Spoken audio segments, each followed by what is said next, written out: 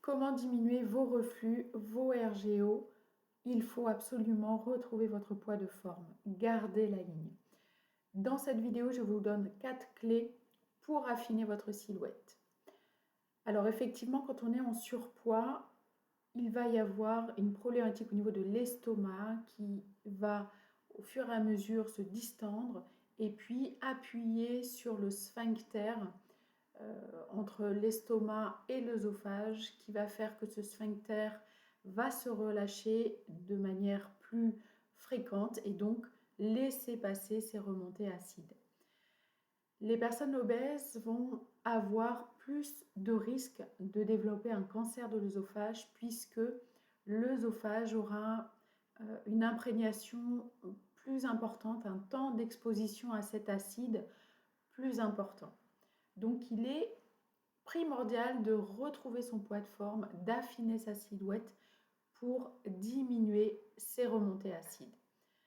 Comment on fait? Les 4 clés sont les suivantes. Il faut, petit 1, changer vos habitudes alimentaires, prendre des bonnes habitudes alimentaires. Deuxième point, manger moins en calories, pas en quantité, mais en calories. Troisième point, mettre en place une activité physique régulière. Et quatrième point, gérer votre stress et avoir un sommeil de qualité. Premier point, prendre des bonnes habitudes alimentaires. Ça commence par mastiquer correctement tous vos repas. Plus vous mâchez, mieux vous allez digérer, mieux vous allez absorber les nutriments contenus dans vos aliments. Donc il est extrêmement important de réduire en bouillie les aliments que vous mâchez. Deuxième point, prendre un petit déjeuner protéiné. Pourquoi? Pour éviter de faire monter la glycémie et donc la prise de poids, puisque dès qu'on mange des glucides le matin, ça va faire monter votre glycémie et pour réguler la glycémie dans le sang, le corps va fabriquer de l'insuline. Et cette insuline va favoriser la prise de poids puisque c'est une hormone de stockage. Donc petit déjeuner protéiné avec des œufs, du jambon, du fromage, avec des laitages si vous le souhaitez, mais plutôt brebis, chèvre, éventuellement du fromage blanc de temps en temps, des petits déjeuners protéinés non glucidiques. Troisième point, consommer des légumes crus et cuits à chaque repas. Adoptez une alimentation à tendance végétale, environ 70% de votre alimentation doit tourner autour des végétaux. Consommez bien évidemment des protéines animales, mais de bonne qualité, comme les viandes blanches, les œufs, nourris avec des graines de lin. Vous avez pour les repérer un logo qu'on appelle le logo blanc-bleu cœur, qui va stipuler, qui va vous garantir que les animaux vont être nourris aux graines de lin. Donc vous allez retrouver les oméga 3 dans la viande. Donc c'est une bonne chose. Consommez également des poissons gras de préférence, parce que vous allez retrouver dans les poissons gras comme les petits poissons de mer froide, les sardines, les maquereaux, le thon, le saumon qui sont un peu plus gros contiennent des oméga 3. Donc ça c'est un autre point extrêmement important. Consommer du bon gras que vous allez retrouver dans les poissons gras. Dans les huiles à oméga 3 comme l'huile de colza, l'huile de lin, l'huile de cameline, 2 cuillerées à soupe par jour. Les poissons gras, pour avoir les oméga 3 en quantité suffisante, c'est 2 à 3 fois par semaine. Et puis, il faut savoir que ces fameux oméga 3 vont permettre d'activer ce qu'on appelle la lipolyse, donc la fonte du gras. Autre point, évitez de consommer trop de graisses saturées que vous allez retrouver dans la viande rouge, dans les charcuteries, dans le fromage.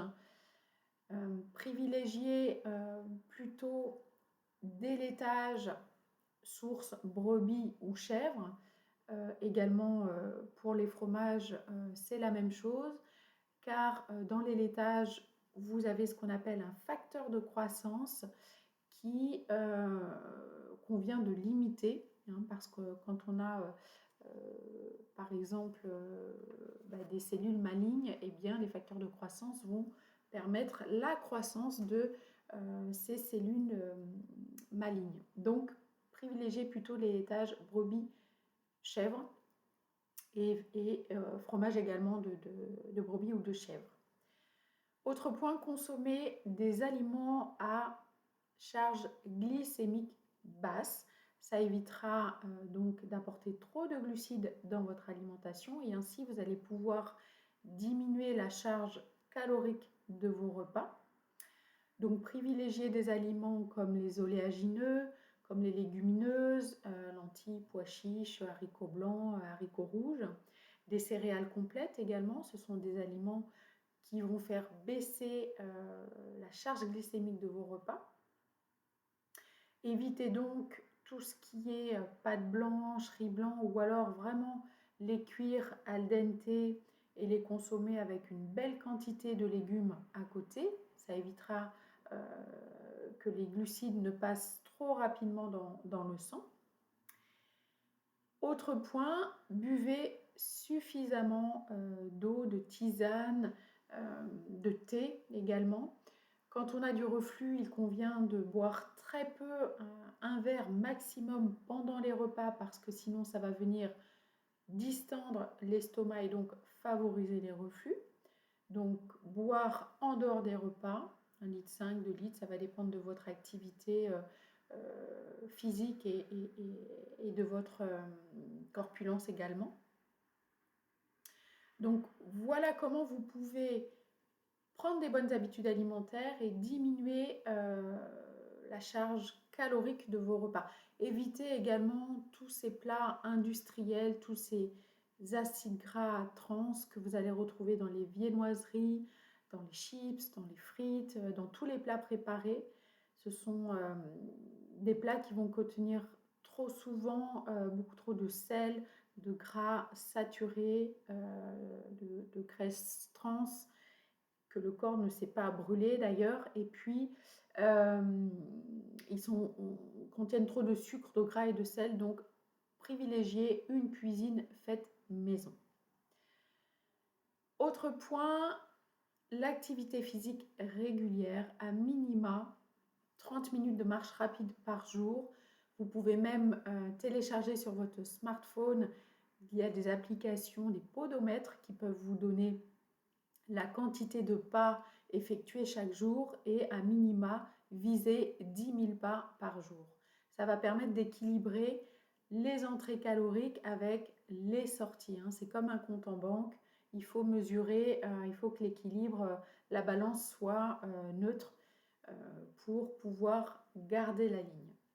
Et dernier point, dormez correctement, dormez suffisamment et gérez votre stress.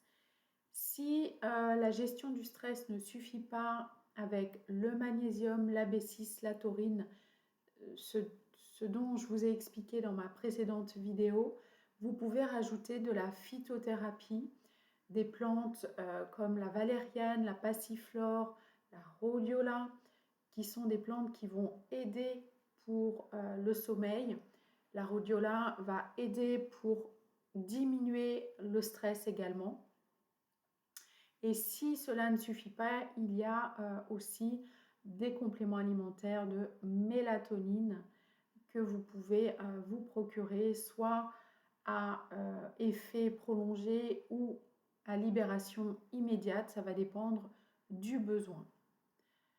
Voilà pour cette vidéo. J'espère qu'elle vous aura apporté des conseils que vous pouvez mettre en application pour retrouver votre poids de forme, améliorer votre santé et puis diminuer surtout vos RGO. À très vite pour une prochaine vidéo.